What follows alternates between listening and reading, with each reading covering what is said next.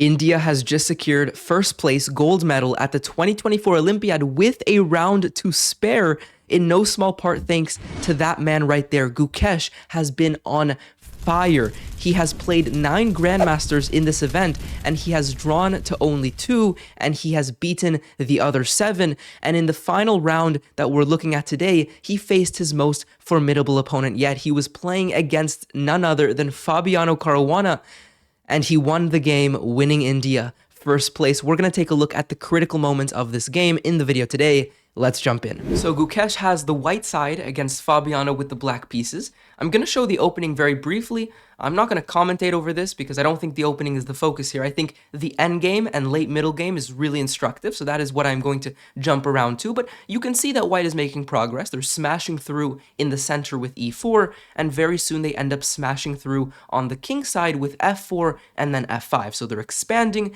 There's a big sequence of trades, and when the dust clears, white, Gukesh, finds himself up a pawn. But his job is not necessarily easy, because while he is up a pawn, largely due to the d4 pawn and the fact that there are still many pieces on the board, black has good counterattacking chances. The king on g1 also is not particularly the safest. But no, it really comes down to the d pawn. This d pawn is the strongest pawn on the board. White always has to watch over it, and so Gukesh needed to be very strategic here. You can't mess around and do anything and claim an advantage. You need to be precise, and I think this is a really instructive moment. So I'd urge you to pause the video and give this a shot. What would you do here? And now let's take a look at the positional concept that Gukesh decides to employ. And I think this is a really cool and instructive moment, because one of the things that you can always do in chess, if there isn't a specific tactical idea that you can try to go for, or if there isn't a specific positional concept, if there isn't really something super specific that you're looking at, you can make general improvements, and what that typically looks like is looking at all of your pieces, looking at the squares that they are currently sitting on, and asking where would they be happier. Now, it seems a little bit strange to do this in this position because visually it looks like all of white's pieces are actually rather good. The rook has an open file, the queen is very strong and centralized, the bishop serves a key defensive role but also sits on a very long diagonal, so it's not clear that white actually has much improvement to do. But Gukesh, he's not convinced. He thinks these pieces have even better squares, and when you see where he moves them to, I think you'll understand as well. So that's another question. If you'd like, pause the video. Where does each piece want to go? Because over the sequence of the next 3 or 4 moves, he literally takes one piece at a time and moves it to a better square. So pause the video again and try to figure out where does each piece want to go. Let's take a look. So the first step after the king sidesteps to the g8 square is the rook. The rook was on an open file. It moves to a second open file, but one that is much stronger, largely because of the kingside pressure that the rook always exerts here. There isn't anything specific, and when you make these general improvements to your pieces, you're not looking for something specific per se, but it's more so finding ways to make your opponent's life more uncomfortable. And so there's always issues. You know, if both of these pieces start to adventure too far, then there's going to be tactical issues surrounding the king, thanks to the rook now sitting on the f1 square. Okay, so that was step 1, improving the rook. The king continues to move to a safer square, and next, white looks at their queen, which seems really dominant, I agree. It's a very strong, centralized piece, but there is even a stronger, more central square that it goes to, which is the e5 square. This is obviously more centralized, and it serves a little bit more of a specific purpose. It pins the knight to the rook. The knight is unable to move around.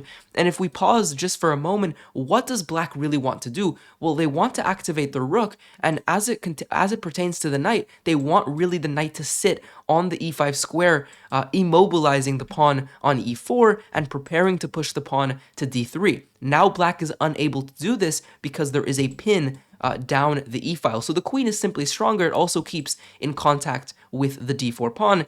And this takes us now to the final piece. After the king moves away from the check, Gukesh now focuses his attention on the bishop on g2.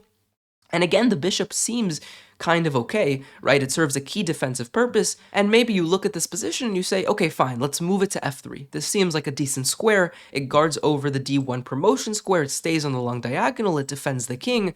It seems fine, but there's a very specific issue with this. It blocks your rook on the f-file, and also the bishop is a very defensive piece now, right? It guards the pawn, it guards the king, it doesn't do anything active. So Gukesh does a different plan. He brings the bishop to h3, but it's not stopping there, it is coming to g4. And take a look at this, it serves the same purpose of guarding over d1, but it does so from a much more active square, where it also threatens at every moment to come to f5 and put pressure on the king. And you'll see that this threat really ends up paralyzing black's position. This becomes a key consideration that black always has to watch out for. So let's see how this continues, right? Because at this point, white really did make all of the progress they could. They defend their rook, they push their pawn to a4. So Fabiano Caruana is essentially just saying, okay, my queen is defending the rook, it's tickling your pawns on the e4 and a4 square, it's now making this knight able to move and come to e5, how are you going to continue? And Gukesh finds, I think, a pretty convincing way to do so. He simply moves the queen to d4. And this queen is now pressuring the d2 pawn. Now, if white can win the d2 pawn while maintaining both of their other pawns, then the position really becomes overwhelming. And so black needs to be extremely careful here. So this is definitely the critical moment and the blunder. So black should have played knight g6. You want to get the knight to e5. I think Fabiano was certainly worried about bishop f5 pinning the knight, but the complications actually work out in black's favor and they're able to draw the game. It's a really fascinating continuation. I'll just show you briefly. The queen comes to c2, eyeing the king, threatening to promote, so the king runs away to h3, but it doesn't stop there. Here, black could have found, and it's a very unintuitive move, rook to f8, pinning itself essentially, and enabling bishop takes g6, but you're unable to take the rook in view of a promotion. But what white could have gone here for is queen to d6, giving a check, trying to take the rook with the queen, and after rook f6, now you can take the rook with check. And these are crazy positions. It seems like the pawn is now able to promote, but queen to d5, and you actually can't promote because you're getting mated with two queens on the board, g4. Queen takes g4, queen takes g4, checkmate.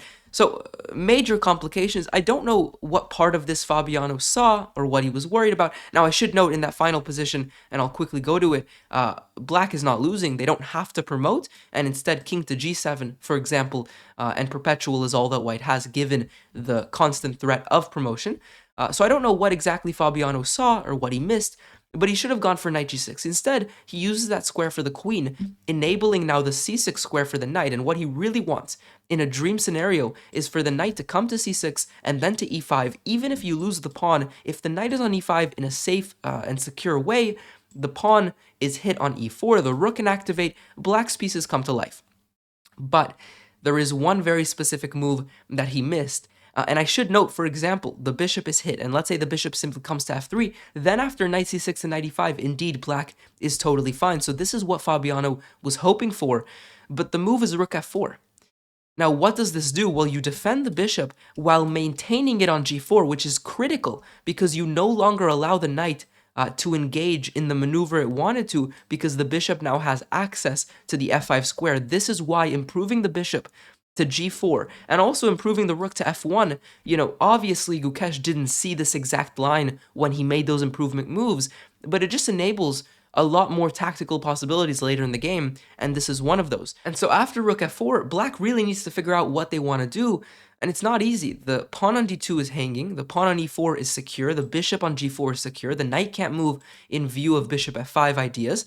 In the game, black moved the queen to g5, maybe trying to then bring the knight to g6 after all, and also getting out of any pinning ideas, so the knight can also potentially come to c6. But now after h4, the queen is kicked right back to g6, and if anything, h4 was not a bad move for white to make, because h5 is now also looming over black's head. This position has become abysmal, and black is objectively lost. And Gukesh puts on the finishing touches in convincing style. He takes the pawn on d2, the rook finally moves and tries to activate the queen to d7, and miraculously with the h3 square under constant control, the rook infiltrating to b2 is actually not as big of a problem as it might visually seem. And meantime, again, the knight is hit, and if the knight moves, then bishop f5 is coming, the rook has constant pressure, the position collapses very, very quickly. And For all of the trouble, white is also up an entire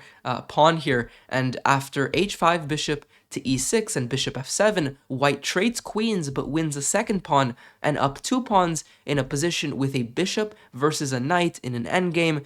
White is able to convert, and in fact after knight to e5, rook to f5 is played, rook to e6. The rook is super passive, its counterpart is very active, and king to f2 was the final move. In this position, Fabiano resigned, seeing the fact that the king is simply activating into the center of the board.